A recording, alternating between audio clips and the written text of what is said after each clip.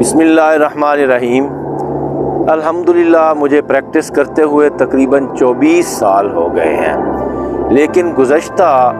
7-8 साल से बच्चों में जो बड़ी बड़ी बीमारियां देखने में आ रही हैं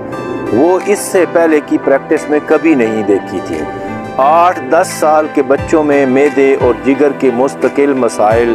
गुर्दे, पित्ते और मसाने की पथरियाँ, 12-14 साल की बच्चियों में ब्लीडिंग और सिस्ट के मसाइल। पहले तो मुझे यकीन ही नहीं होता था कि इस उम्र में इतनी बड़ी ख़राबी कैसे पैदा हो गई। होम्योपैथ होने के नाते शुरू में तो मैंने समझा कि शायद विरासती असरात होंगे,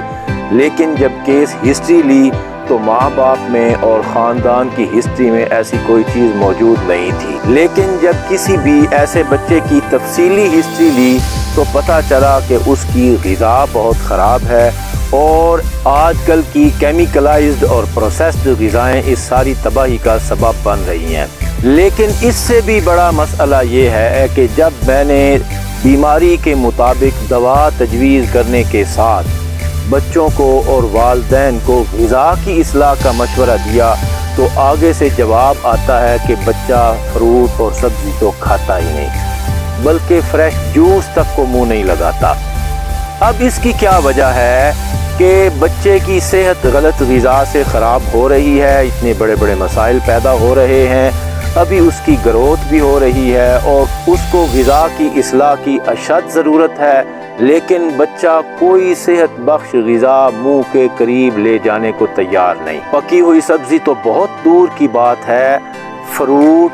सैलड और फ्रेश जूस तक बच्चे नहीं पी रहे हैं। क्लिनिक में बैठे हुए जब उनके सामने इन ग़िज़ाओं का नाम लिया जाता है तो वो आगे से ऐसे मुंह बनाते हैं जैसे उन्हें सख्त मुश्किल हो रही हो सही ग़िज़ाओं का नाम सुनकर ही, जबकि यही बच्चे पिज़्ज़ा, बर्गर, शवारमा, बोतल और जूस, जो डब्बे वाले जूस हैं, वो शौक से खा पी लेते हैं। दुख की बात यह है कि जो चीज़ें उनकी सेहत की तबाही के साथ उनका मुस्तकबिल भी बर्बाद कर रही हैं वो उनके अलावा कोई चीज़ नहीं खा पी सकते। जब मैंने ऐसे बच्चों की मज़ीद तफसीली हिस्ट्री ली तो पता चला कि अक्सर बच्चा ऑपरेशन से पैदा हुआ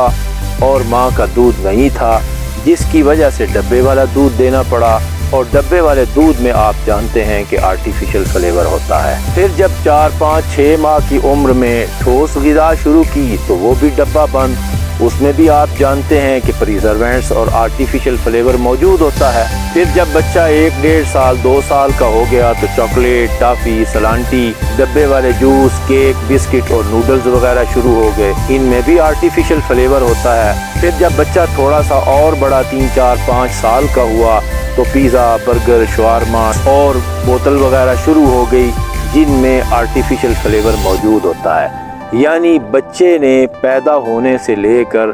बड़े होने तक कोई कुदरती ग़िज़ा चखी ही नहीं। जब बच्चा पैदा होने से लेकर बड़े होने तक 6-7-8-10 साल की उम्र तक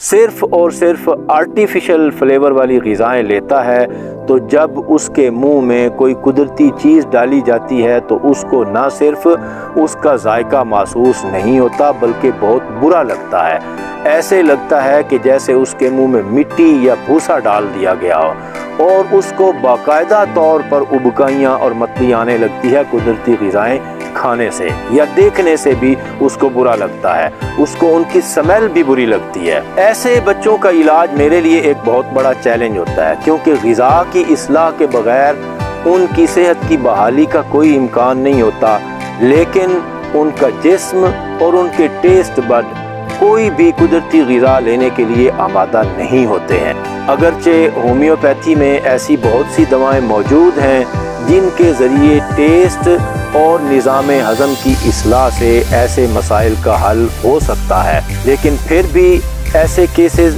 मेरी प्रैक्टिस के मुश्किल तरीन केस हैं जिनमें मुझे बहुत मेहनत करनी पड़ती है। सबसे पहले तो बच्चों को और वालिदैन को ये समझाना ही बहुत मुश्किल होता है कि इतनी बड़ी बड़ी ख़राबियाँ और ये बीमारियाँ उनके अपने करतूतों से पैदा हो रही हैं और जब तक वो इन ख़राबियों की इस्लाह नहीं करेंगे, बच्चे की ग़िज़ा दुरुस्त नहीं करेंगे उनको इस गलती की सज़ा बीमारियों की सूरत में मिलती रहेगी। वालिदैन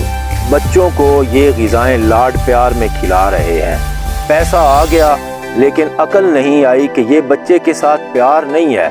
बल्कि बदतरीन किस्म की दुश्मनी है कि उसकी सेहत के साथ उसका मुस्तकबिल भी बर्बाद हो रहा है। इसलिए मेरी वालिदैन से गुजारिश है कि अगर आपको वाकई अपने बच्चों से प्यार है तो उनको बचपन ही से छोटी उम्र से कुदरती ग़िज़ाओं का आदी बनाएं। अगर माँ का दूध नहीं है तो कोशिश करें कि बकरी का दूध पिलाएं, कम अज़ कम कुदरती चीज़ तो है। और अगर बकरी का दूध अवेलेबल नहीं है और डब्बे वाला दूध पिलाना मजबूरी है तो फिर बच्चे को सब्जियों और फ्रूट के जूसेस साथ पिलाएं ताकि उसके टेस्ट बड और उसका डाइजेस्टिव सिस्टम कुदरती ग़िज़ाओं का आदी बने। और जब फिर ठोस ग़िज़ा की नौबत आए तो फिर बच्चों को उबली हुई सब्जियां, मैश किया हुआ फ्रूट दें, केला मैश करके दें, उबले हुए आलू दें और होश के नाखन लें। होश के नाखन लें और अपने बच्चों को तबाहकुन ग़िज़ाओं का स्लो पॉइज़न अपने हाथों से मत दें। बहुत शुक्रिया।